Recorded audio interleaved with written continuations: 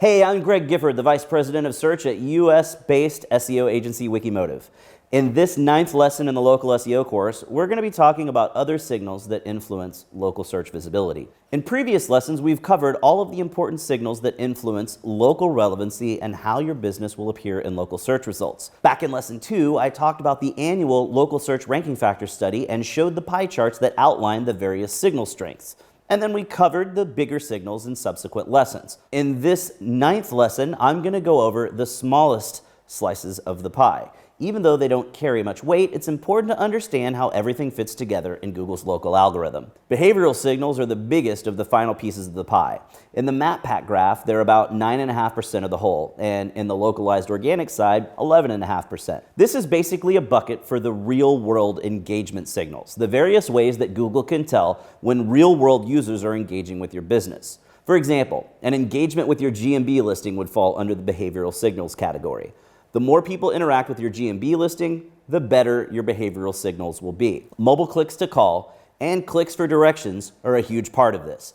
Clicking to read reviews, clicks to view photos, clicks on posts and Q&A. Anytime someone interacts with your listing, it's an engagement metric that Google can track. Location check-ins would be another example of real-world behavioral signals that would prove engagement to Google. Google can even track users in the real world to see when they're at your location. How do you think they get the info for the most popular time to visit graph in your GMB profile? Your click-through rate in search results is another behavioral signal that potentially affects your rankings. Google says that click-through rate has no effect, but far too much research has been done to prove that there's at least minimal influence. It makes sense. If a user clicks through to a search result and then quickly returns to the same search results page and clicks another result, it's pretty clear that they didn't find what they were looking for. This is commonly called Pogo-Sticking. If a significant number of users are Pogo-Sticking off of your site, it would make sense that Google might not show you as often, since user signals would seem to point out that they weren't finding relevant answers.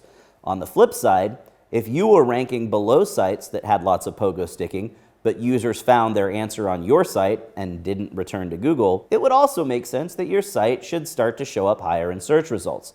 Of course, this is all conjecture, and no one has definitively proved that click-through rate affects rankings, except some people have actually done that.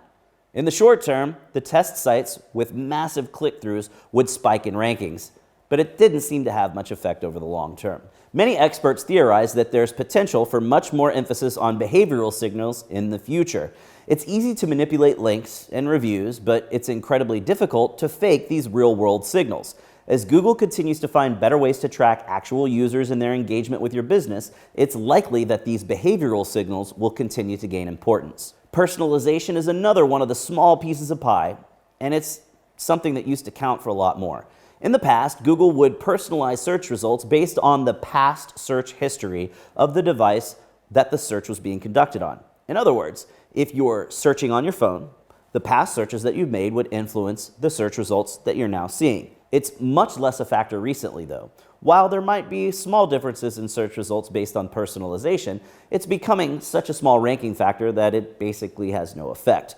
Google even says that it doesn't personalize search results anymore, so it's likely that we'll see this signal continue to decrease in strength or even disappear entirely. And speaking of signals that might disappear entirely, the smallest piece of pie and the least weighted ranking factor is social signals. This includes signals from social media sites where Google could potentially track engagement and conversations on Facebook or Twitter or other sites that are related to your business. It used to be popular opinion that social signals were the next big thing in SEO. Experts theorized that social signals would be a better authority signal than links, since they were tougher to fake and much more common in the real world. At one point, Google even said that it was researching possible ways to make social engagement signals part of the ranking algorithm. Some SEO experts even set up experiments to test if a site could be ranked with nothing other than social signals. it's highly likely that social signals won't even be included in future versions of the local search ranking factors. As Google continues to find more advanced ways of tracking real-world engagement with businesses, social signals become less important. Not that social media isn't important, it's a key part of engaging with your customers, especially for local businesses. It's something that you should do as part of your marketing plan because it's good for customer service, not because you think that it will help you show up better in search results. That's it for Lesson 9 of the Local SEO course. We hope you learned something awesome. If you've got any questions, feel free to tweet them to me directly at Greg Gifford or to the awesome team of pros over at the SEMrush Academy at SEMrush Academy.